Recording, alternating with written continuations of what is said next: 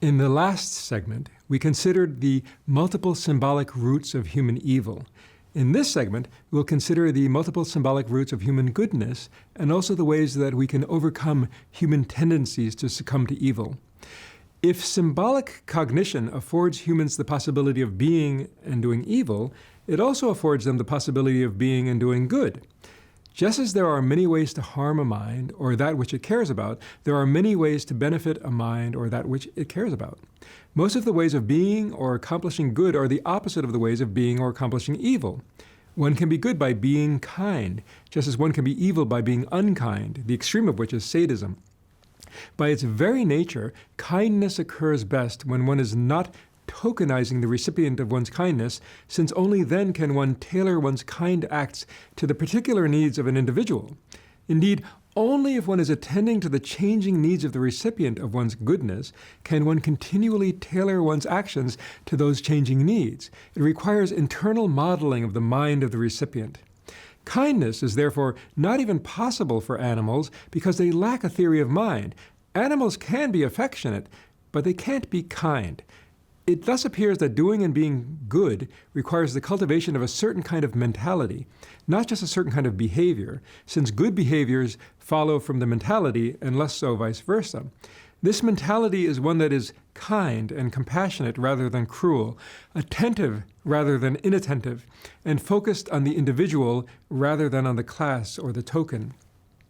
Just as evil can emerge in the symbolic realization of desires and urges that we have in common with animals, typically centered on aggression, dominance, territoriality, and sex, good can emerge in the symbolic realization of other desires and urges that we also have in common with animals and which are not themselves symbolic. Among these would be urges and desires for affection, love, community, compassion, nurturing, protecting, parenting, commitment, and bonding. However, it would be simplistic to say that evil emerges from the symbolic enactment of one set of desires and good emerges from another mutually exclusive set. In fact, good or evil can arise from the symbolic enactment of any one of these urges and desires. For example, overprotectiveness can harm the recipients of this excess of love by making them dependent and weak. A lack of aggression can lead to harm as one fails to protect oneself or others whom one loves. Thus, affection can be expressed in an immoral way, and aggression can be expressed in a moral way. Morality should therefore not be equated with the enactment of pro-social desires. Immorality should not be confused with the enactment of destructive or base desires. Morality is not so simple. All evil and all good derive from the fact that our minds are symbolic. Even though being symbolic has cursed us with so much past and present evil and so much potential for more evil, being symbolic has blessed us with the ability to choose what is right and good. Our symbolic mind equips us to actively fight those possessed of evil mentalities. The only salvation from human evil lies in human goodness. No one will rescue us from our own minds. There's hope for us because human minds can be changed. Humans absorb and create culture and can be taught to act and think differently than they now do. This is especially true of children. However, you can't force a change in mentality by threatening, coercing, or killing people. You can change behavior with violence or the threat of violence, but this lasts only as long as the threat is in place. A change in mentality, with its consequent changes in behavior, is enduring and only emerges as one symbol structure comes to replace another in a person's mind. The tried and true ways to accomplish such a mental shift are education, persuasion, and inculcation. Mentalities can change for the better in more than just incremental ways if the correct approach is taken. The only mind that we have complete access to is our own. It's here that there's the greatest hope of a transformation, but it takes a great deal of effort. In an earlier segment, we considered the benefits and dangers of automatization. Operating in zombie mode, say when driving, saves mental resources and allows us to act quickly and efficiently, but it also comes at the cost of flexibility and being observant of the particularities of any given situation. When something unexpected happens, we revert to fully attentive mode and can consider options in a slow and deliberative but conscious and flexible way. But when we operate in zombie mode with regard to other people, we operate using schemas and stereotypes. We tokenize other people and fail to see them as the individual person they really are. If our schemas are full of biases, then our behavior toward the people we deal with will also be biased. Beyond merely stopping undesirable behaviors, one way to confront the sources of human evil, known as racism, sexism, ageism, and so on, is to de-tokenize people in the minds of the people who tokenize them.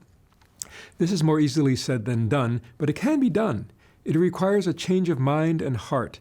It seems that the human brain tends to minimize effort whenever possible by dealing with people, objects, and events at the level of tokens, of pre-existing categories or symbols that stand for pre-existing concepts. For example, the upshot of many recent experiments involving change blindness is that people do not notice that a person has been replaced by another person unless that person switches categories, especially the categories of gender, race, and age, and unless they paid attention to the person and encoded their individual characteristics rather than just encoding them as the instance or token of a pre-existing category. Great spiritual leaders of the past have warned against operating within this zombie-like state of tokenization, in part because it can lead to acts of stupidity and evil.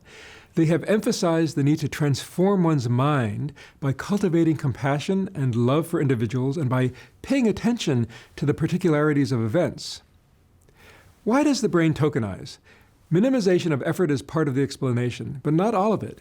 There may be parts of the brain, such as certain nuclei of the amygdala, that are designed to operate at a level of tokenization in order to rapidly detect imminent threats. This brain structure may have a high rate of false alarms, but it exists because it's better to make a false alarm for certain kinds of threat than it is to make an incorrect rejection, which can result in being eaten or otherwise killed.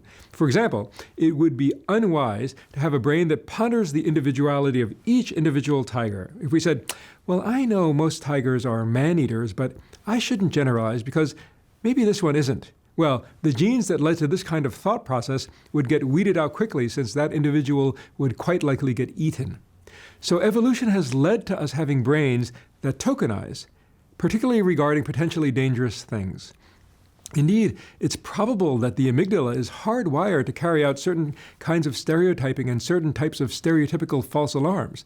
This is why people across cultures tend to mistakenly see people, snakes, and spiders in their peripheral vision when it was in fact just a bush, stick, or blowing leaf. It's also why people rarely experience a false alarm on things that could not be an imminent threat. It would be a strange mind, indeed, that often mistakenly saw a distant mountain range or a constellation out of the corner of one's eye. There are still other reasons why the brain tokenizes. We're taught to tokenize. We mimic and learn from those around us, and if they're operating at this level, we will probably learn to do so also, unless we are especially sensitive individuals. Another reason appears to be that tokenization and stereotyping allow us to ignore a great deal of irrelevant detail. As such, tokenization is probably a necessary cognitive strategy to avoid sensory and attentional overload. In the next section, we'll consider how human goodness can be cultivated both through individual practices and through a transformation of the cultural scaffolding that goes into the construction and support of our minds.